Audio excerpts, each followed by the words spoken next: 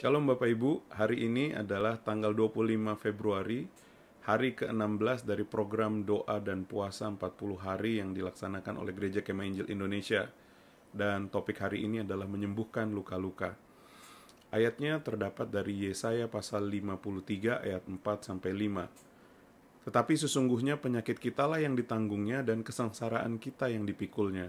Padahal kita mengira dia kena tulah, dipukul dan ditindas Allah. Tapi dia tertikam oleh karena pemberontakan kita.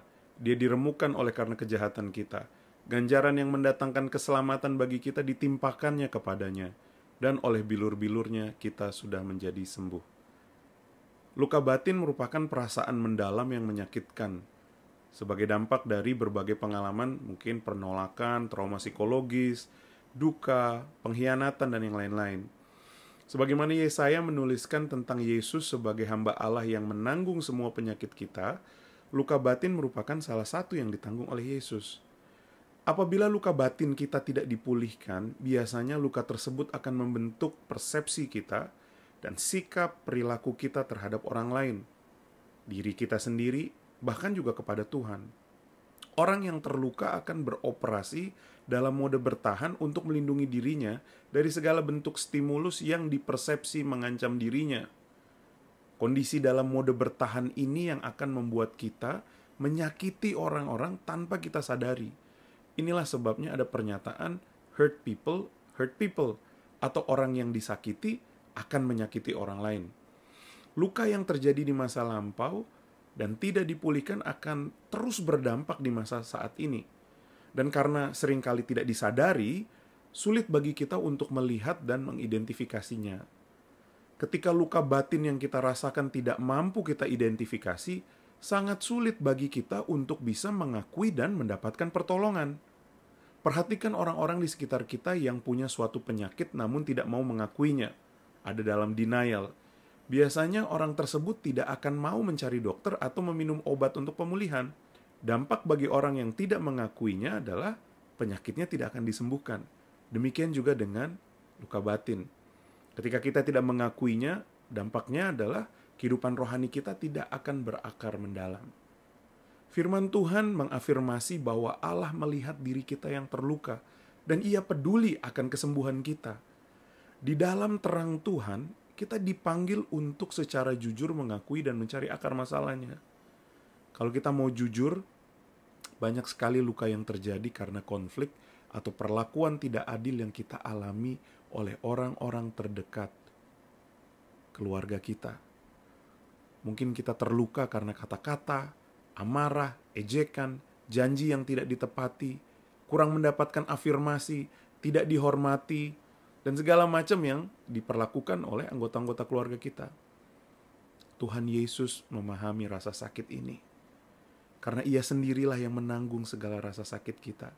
Di dalamnya kita mendapatkan solidaritas, empati, bahkan pemulihan.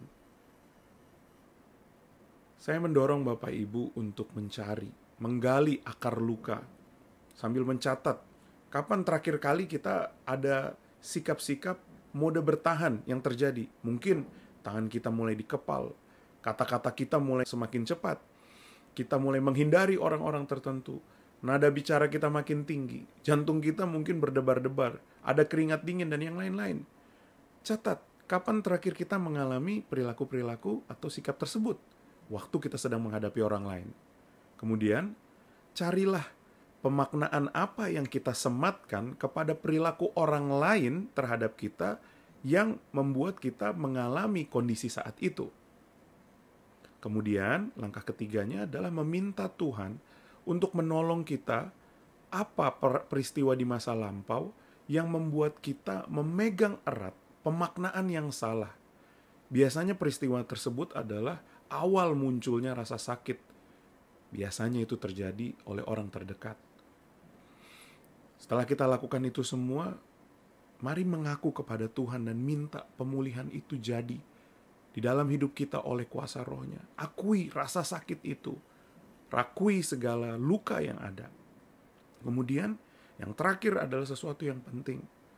Mulai gantikan makna-makna yang salah yang kita buat berdasarkan rasa sakit di masa lampau. Sekarang gantikan makna itu dengan kebenaran firman Tuhan tentang identitas kita yang baru di dalam Yesus. Bahwa kita berharga, bahwa kita dikasihi, bahwa kita bukan orang yang rendah, tetapi kita orang yang dihargai oleh Allah. Kita berharga di mata Tuhan Yesus. Gantikan semua makna yang salah yang terjadi karena luka di masa lampau. Dan kita bisa berdoa minta Tuhan menerangi hati kita untuk terus melihat luka-luka yang mungkin belum kita selesaikan sampai saat ini. Kita berdoa minta Tuhan nyatakan, ada tidak kondisi-kondisi atau konflik-konflik yang saat ini terjadi di sekeliling kehidupan kita yang membuat kita sekarang sedang melukai orang lain, yang ternyata adalah dampak dari luka batin kita di masa lampau. Dan kita berdoa minta Tuhan untuk memulihkan kehidupan kita. Kita juga berdoa agar ketika kita mengalami ini semua, kita ada kesempatan untuk menyatakan pemulihan Tuhan kepada banyak orang juga yang sedang terluka. Mari kita berdoa. Tuhan, Engkau Allah yang memahami betapa kami merasa sakit. Mungkin ada pengalaman di masa lalu yang sampai saat ini membekas. Baik kami sedang tekan, kami tutupi, kami lupakan. Tetapi yang pada saat ini seringkali menjadi suatu bagian yang tanpa sadar membuat kami bersikap terus-menerus dipengaruhi oleh masa lalu kami. Kami tanpa sadar mungkin memanipulasi orang lain, kami menyakiti orang lain, kami mencoba mengontrol orang lain, karena kami sedang beroperasi di dalam defense mechanism. Kami sedang bertahan karena makna-makna yang salah yang sedang kami buat dan mungkin yang iblis sedang tanamkan di pikiran kami akibat luka di masa lampau. Nyatakan itu semua Tuhan. Kami tahu bahwa Engkau sudah menanggungnya di kayu salib. Dan kami percaya bahwa oleh bilur-bilur-Mu kami sudah sembuh. Kami percaya bahwa Yesus bukan hanya menyembuhkan, tapi Ia menanggung, Ia berempati. Ia mengalami semua itu sehingga kami bisa mempercayakan bahwa di dalam Engkau kami akan mendapatkan pemulihan yang sempurna. Izinkan kami menjadi alat berkat dalam pemulihan ini untuk membagikan pemulihan yang Engkau sudah berikan di dalam hidup kami. Terima kasih ya Tuhan. Di dalam nama Yesus kami sudah berdoa. Amin. Shalom Bapak Ibu, kiranya pemulihan Tuhan akan menjadi bagian Bapak Ibu semua di dalam Tuhan Yesus.